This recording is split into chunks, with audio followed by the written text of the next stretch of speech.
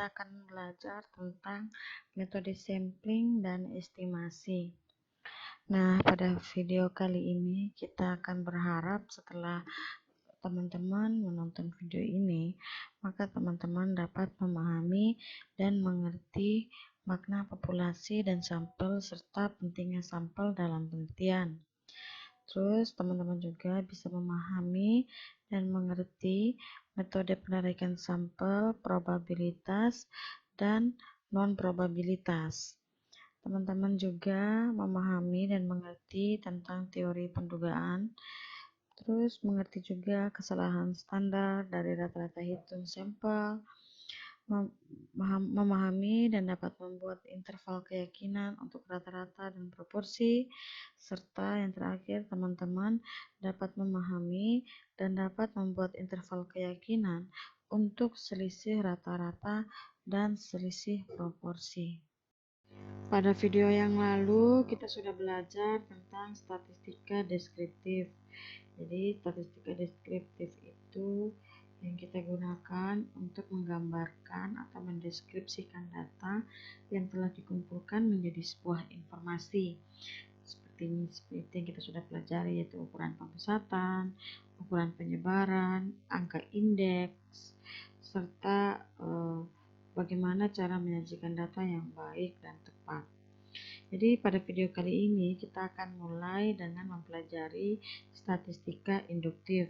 Nah, statistika induktif ini kita gunakan untuk mengetahui karakteristik populasi berdasarkan karakteristik sampel, serta kita akan menganalisis dan menginterpretasikan hasilnya menjadi sebuah kesimpulan atau informasi yang berguna untuk pengambilan keputusan.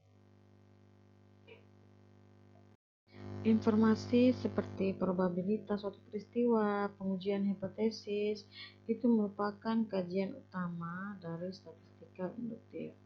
Jadi sebenarnya banyak sekali peristiwa ekonomi atau keuangan yang harus diketahui karakteristiknya sehingga berguna dalam pengambilan keputusan. Nah, salah satu contoh peristiwa ekonomi yaitu meningkatkan pendapatan.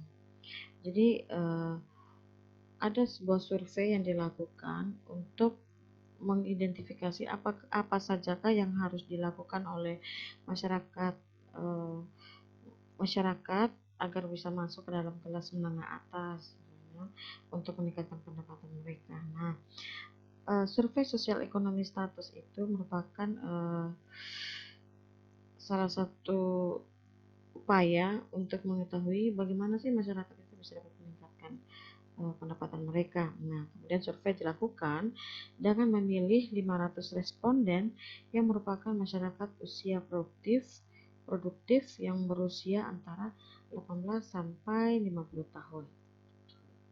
Nah, metode pemberian sampel itu kita digunakan dengan metode random sampling, itu melalui wawancara telepon. Nah, berdasarkan hasil survei itu, hasilnya adalah ternyata kerja sampingan itu mampu meningkatkan pendapatan antara 45 sampai 65%. Nah, berdasarkan hasil survei itu dapat disimpulkan, oh ternyata kalau kita ingin meningkatkan pendapatan masyarakat agar masuk dalam kelas menengah atas yang cukup maksudnya, maka masyarakat itu harus doping atau harus diusahakan untuk memiliki usaha sampingan, karena usaha sampingan itu bisa membantu untuk meningkatkan pendapatan. Ini salah satu contoh sebenarnya bahwa survei itu bisa juga menghasilkan informasi yang digunakan untuk diambil sebuah keputusan yang penting. Nah, contoh ini bisa menggambarkan adanya dua kecenderungan dalam memperoleh nilai karakteristik. Yang pertama yaitu melibatkan seluruh anggota komunitas atau populasi, dan yang kedua yaitu melibatkan sebagian dari seluruh anggota komunitas atau yang kita sebut dengan sampel. Nah, beberapa kesulitan yang terjadi apabila menggunakan seluruh anggota populasi itu ya kendalanya itu sangat sulit. Oleh karena itu, dikembangkanlah yang namanya statistika induktif untuk menarik kesimpulan umum tentang keseluruhan populasi berdasarkan informasi statistik yang diperoleh dari sebagian populasi yang biasa disebut dengan sampel. Nah, populasi dan sampel itu merupakan aspek penting dalam mempelajari statistika induktif. Nah, populasi itu merupakan kumpulan dari semua kumpulan orang-orang, benda-benda, dan ukuran lain yang menjadi objek perhatian atau kumpulan seluruh objek yang menjadi perhatian. Sedangkan sampel yaitu suatu bagian dari populasi tertentu yang menjadi perhatian. Nah, untuk sampel sendiri itu dalam proses penarikan sampel ada dua teknik, yaitu sampel probabilitas dan sampel non probabilitas. Jadi kalau sampel probabilitas ini merupakan suatu sampel yang dipilih sedemikian rupa dari populasi sehingga masing-masing anggota populasi memiliki probabilitas atau peluang yang sama untuk dijadikan sampel. Sedangkan sampel non-probabilitas adalah suatu sampel yang dipilih sedemikian rupa dari populasi sehingga setiap anggota tidak memiliki probabilitas atau peluang yang sama untuk dijadikan sampel. Nah, penggunaan sampel itu juga bisa digunakan untuk menarik kesimpulan dari populasi. Kenapa sih penggunaan sampel itu semakin penting?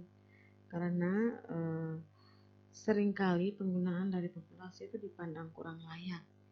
Jadi banyak hal yang dipertimbangkan kenapa sampai harus memilih sampel daripada populasi.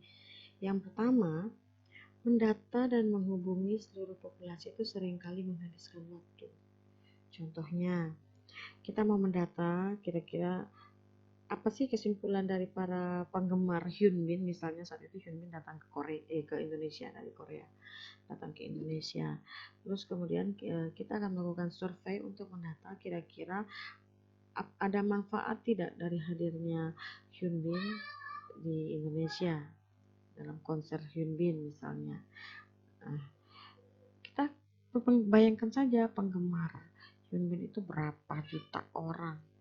Nah, kalau kita harus mendata puluhan juta orang itu, nah itu akan sangat menghabiskan waktu. Jadi biasanya silakan kita memilih sampel.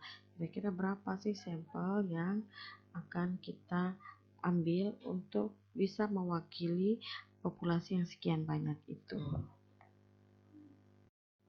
Yang kedua, biaya untuk mempelajari seluruh unsur dalam populasi itu sangat mahal. Jadi contohnya kita mau mengetahui rating sebuah acara seperti acara waktu si Hyunbin itu datang ke Indonesia.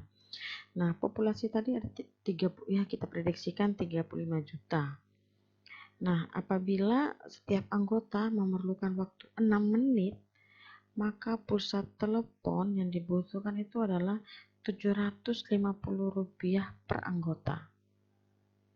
Atau total biaya yang diperlukan itu jadinya 750 kali dengan 35 juta orang populasi tadi, maka akan menjadi 26 miliar lebih.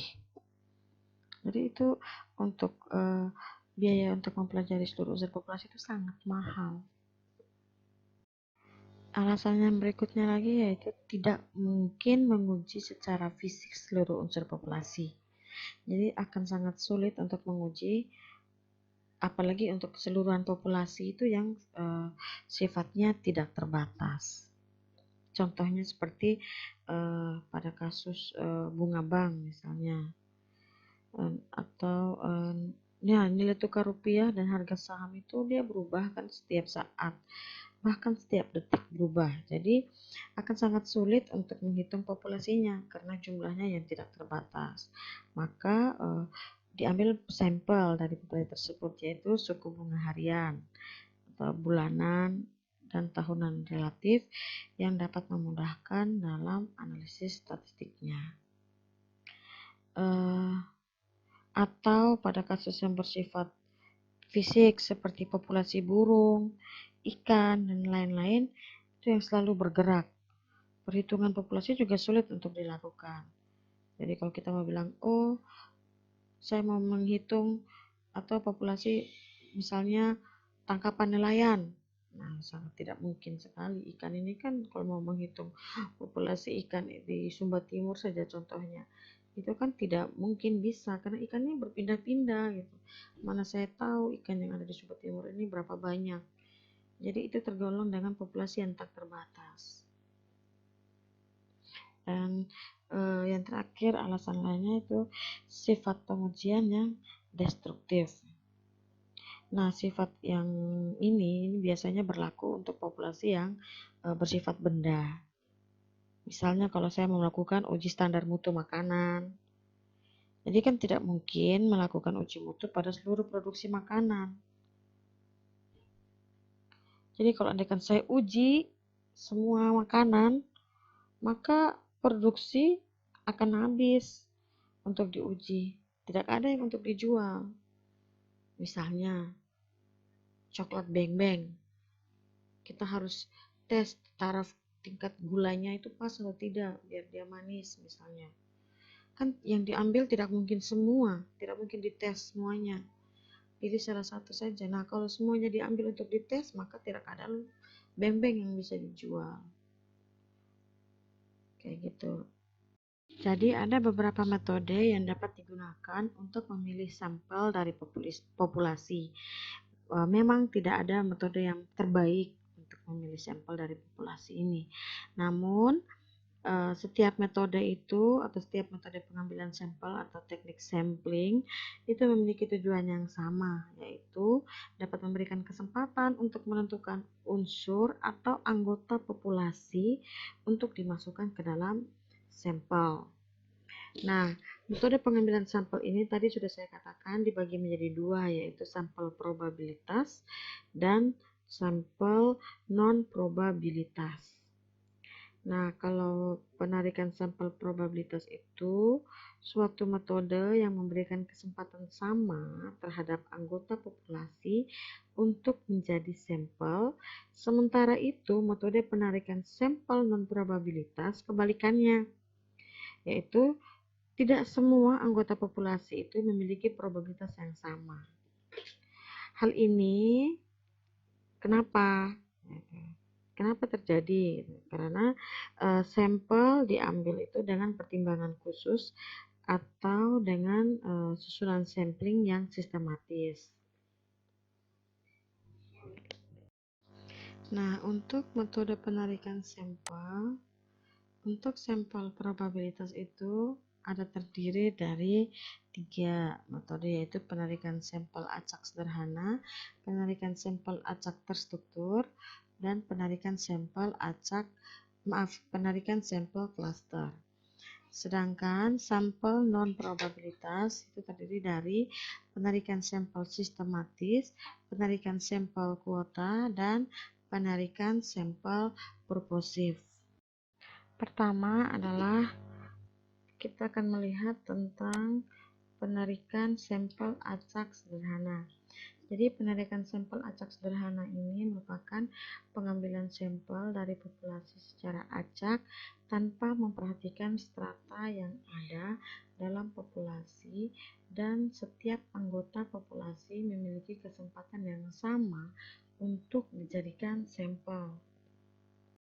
Nah, contohnya adalah undian. Nah, kalau diundi misalnya sampel kita mau menarik sampel dari penggemar si Hyun Bin tadi. Jadi misalnya 35 juta orang. Kalau andaikan kita menggunakan undian, maka orang pertama dan orang kedua itu memiliki kesempatan yang sama, tinggal tergantung undian. Bisa jadi sampel yang dipilih itu adalah orang pertama, atau bisa jadi juga sampel yang dipilih itu adalah orang kedua. Jadi intinya setiap anggota populasi itu memiliki kesempatan yang sama. tidak perlu harus dia tuh kelas VIP atau kelas ekonomi gitu, tetapi tetap saja semua orang memiliki kesempatan yang sama. Berikutnya adalah penarikan sampel acak terstruktur. Nah, pengambilan sampel yang dilakukan dengan membagi anggota populasi dalam beberapa subkelompok yang disebut strata, lalu suatu sampel dipilih dari masing-masing stratum. Contohnya, kita akan mencoba untuk menganalisis manfaat LDKM terhadap mahasiswa. Nah, di sini untuk Universitas Kristen Wirawacana Sumba ada beberapa peserta yang mengikuti LDKM dari 5 prodi yang ada di Fakultas Ilmu-Ilmu Sosial, yaitu Ekonomi Pembangunan, Hukum, Matematika, Biologi, Manajemen. Nah, jumlah mahasiswanya masing-masing dengan jumlah yang berbeda. Ekonomi Pembangunan 50 orang, Hukum 40 orang, Matematika 45 orang, Biologi 30 orang, dan Manajemen 55 orang. Jadi total jumlah mahasiswa yang mengikuti LDKM adalah sebanyak 220 orang. Nah, jika kita ingin mengambil sampel dari masing-masing prodi untuk diwawancara, yaitu dengan menggunakan penarikan sampel acak terstruktur, maka kita akan menentukan kira-kira berapa total sampel yang kita inginkan. Nah, di sini saya menggunakan 50 sampel. Jadi, total sampel itu harus sebanyak 50. Nah, nanti 50 orang ini bisa saja berapa dari ekonomi, dari hukum, matematika, biologi, dan manajemen, sekalipun dengan jumlahnya berbeda-beda, karena nanti kita akan menghitung menggunakan proporsi. Jadi proporsinya misalnya untuk ekonomi pembangunan, maka jumlah sampelnya 50, jumlah mahasiswanya 50, terus kemudian dibagi 220, maka proporsi untuk ekonomi pembangunan itu adalah 0,227, untuk hukum 0,181, untuk matematika 0,205, begitupun untuk biologi dan manajemen yaitu 0,136 dan 0,25. Itu dapat dari jumlah mahasiswa prodi itu yang ikut LDKM dibagi dengan secara keseluruhan jumlah populasi tadi ya, seluruh jumlah mahasiswa. Kemudian jumlah sampelnya itu tinggal didapat dengan mengalihkan proporsinya dengan jumlah sampel yang kita inginkan. Tadi dari 220 populasi, maka 50 sampel yang kita ambil. Berarti 0,227 dikalikan dengan 50, maka dapatnya 11,35. Nah, sekarang manusia itu untuk ukuran orang itu tidak ada yang setengah. Jadi kita bulatkan menjadi 11 orang. Karena 11,35 kalau dibulatkan tetap 11. Begitupun selanjutnya untuk hukum, matematika, biologi, dan manajemen. Proporsinya dikalikan dengan total sampel yang kita inginkan. Nah, yang 12,5 ini bisa kita bulatkan menjadi 13, sehingga total sampel adalah 50. Nah, berapa banyak? Dengan jumlah yang berbeda-beda pula. Jadi, untuk prodi ekonomi pembangunan, jumlah sampelnya 11 orang, untuk hukum, jumlah sampelnya 9 orang, untuk matematika, jumlah sampelnya 10, biologi 7, dan manajemen 13. Jadi, jumlah sampel itu 50 orang. Berikutnya adalah penarikan sampel klaster. Jadi, penarikan sampel klaster ini adalah teknik memilih sampel dari kelompok unit-unit yang kecil atau klaster dari sebuah populasi yang relatif besar dan tersebar luas. Nah, contohnya adalah untuk misalkan ada tiga prodi. Ada 3 prodi, yaitu prodi ekonomi pembangunan, manajemen, sama hukum. Dan 3 prodi ini mau kita ambil, kita analisis kira-kira ada tidak sih manfaat dari LDKM itu terhadap peserta. dari peserta ini kita bagi menjadi 3 klaster. Klaster pertama itu ada klaster prodi ekonomi pembangunan, ada klaster prodi hukum, ada klaster prodi manajemen.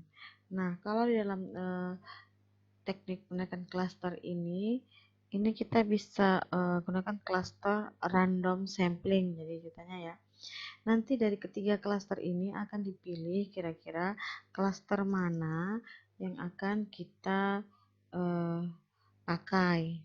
Nah,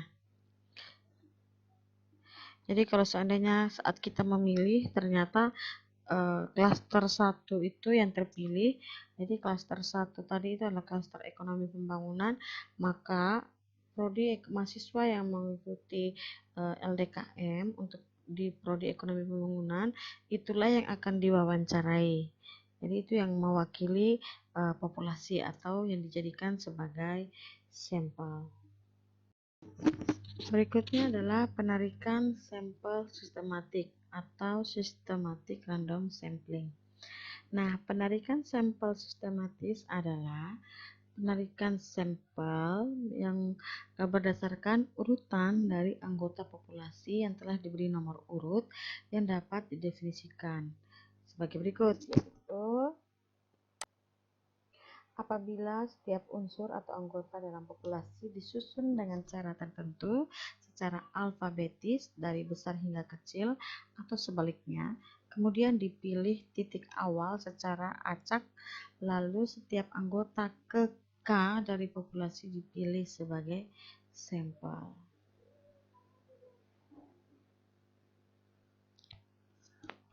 Nah, jadi ada beberapa urutan, yaitu yang pertama membuat nomor urut, menentukan jarak, kemudian menentukan sampel sebagai jaraknya.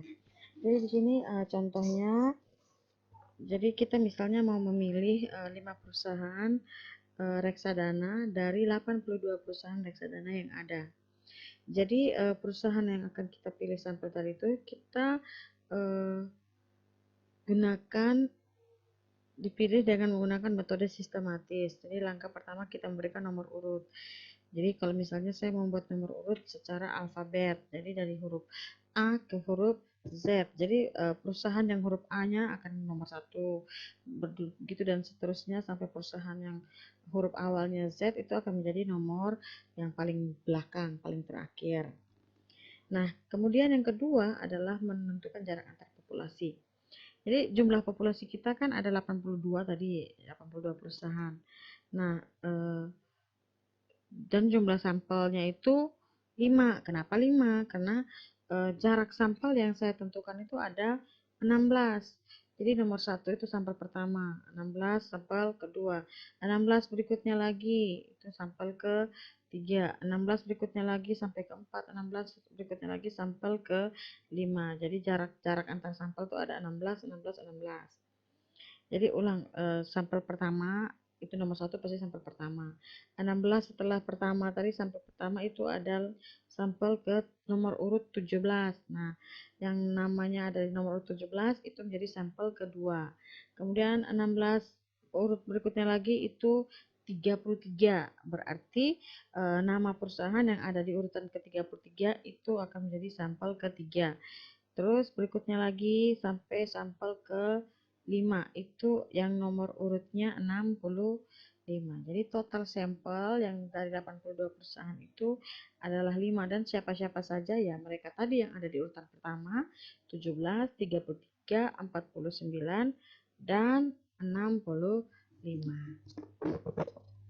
Jadi kalau yang ini penarikan sampel sistematis ini merupakan penarikan yang tergolong di dalam sampel non-probabilitas. Berikutnya adalah penarikan sampel kuota. Nah, penarikan sampel kuota ini merupakan pengambilan sampel dari populasi yang mempunyai ciri-ciri tertentu sampai jumlah atau kuota yang diinginkan. Jadi, penarikan sampel ini juga bertujuan untuk memperbaiki keterwakilan seluruh kelompok dalam populasi. di mana ini yang bermaksud supaya seluruh karakteristik dari populasi dapat terwakili dan tergambarkan dengan baik. Jadi kalau misalnya saya mau mengukur kinerja perbankan, nah bank yang ada itu ada 200 bank misalnya, dan kemudian kita tentukan kuotanya kita tentukan total bank itu adalah 100. Nah, kalau andaikan dalam proses pengumpulan data belum mencapai 100, maka penelitian ini dianggap belum selesai dan penelitian harus diteruskan sampai mencapai kuota 100. Jadi setiap penelitian tersebut harus menggambarkan keterwakilan populasi dari perbankan.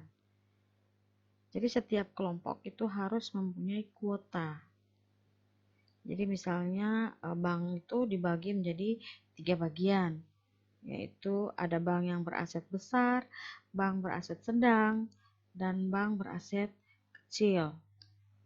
Jadi kalau ada bank beraset besar itu 15% kuotanya, terus 36% bank beraset sedang, dan 49% bank beraset kecil. Nah, kuota setiap kelompok itu menjadi 7 bank besar. Dari mana? Itu nanti tinggal, bukan 7 bank besar, tapi nanti akan kita kalikan 15% untuk bank yang beraset besar dikalikan dengan 100. Kemudian 36% bank beraset sedang dikalikan dengan 100, karena kuota kita ada 100. Begitu pula dengan yang bank beraset kecil, 49% bank beraset kecil, itu kita kalikan dengan 100. Jadi bisa kita peroleh tadi yang untuk bank besar, bank beraset besar 15% dari 100 itu ada 15 bank. Terus kemudian untuk yang beraset sedang 36% dikalikan dengan 100 dapatnya 36. Berarti total bank ada 36. Berikutnya juga yang untuk bank beraset kecil 49%. Berarti 49 kali dikali 49% dikali dengan 100 dapatnya 49. Berarti total banknya adalah 15 tambah 49 tambah 36 ada 100 bank. Penarikan sampel yang berikutnya adalah penarikan sampel purposif. Jadi, penarikan sampel purposif ini adalah penarikan sampel dengan pertimbangan tertentu berdasarkan kepentingan atau tujuan penelitian. Nah, purposif ini juga dibagi menjadi 2 cara, yaitu convenience sampling dan judgment sampling, yaitu penarikan sampel berdasarkan keinginan peneliti sesuai dengan tujuan penelitian. Sedangkan judgment sampling merupakan penarikan sampel berdasarkan penelitian terhadap karakteristik anggota sampel yang disesuaikan dengan tujuan penelitian. Nah, purposive sampling ini juga biasa digunakan oleh peneliti yang melakukan penelitian bersifat kualitatif. Misalkan ada penelitian kualitatif tentang budaya Bajawa misalnya, maka seorang peneliti yang akan meneliti tentang budaya Bajawa itu akan memilih sampelnya secara sengaja, yaitu pasti orang Bajawa. Atau misalnya penelitian tentang terigu, di sampel yang dipilih itu pasti PT Bogasari, karena PT Bogasari termasuk PT untuk pembuatan terigu. atau alasan judgementnya itu, Bogasari itu merupakan perusahaan yang paling besar dan dominan dalam industri terigu dengan pangsa pasar yang lebih dari 50%. Itu judgementnya. Sedangkan kalau convenience-nya yaitu tadi, karena kenapa memilih PT Bogasari? Karena salah satu PT Bogasari itu adalah PT pembuat terigu.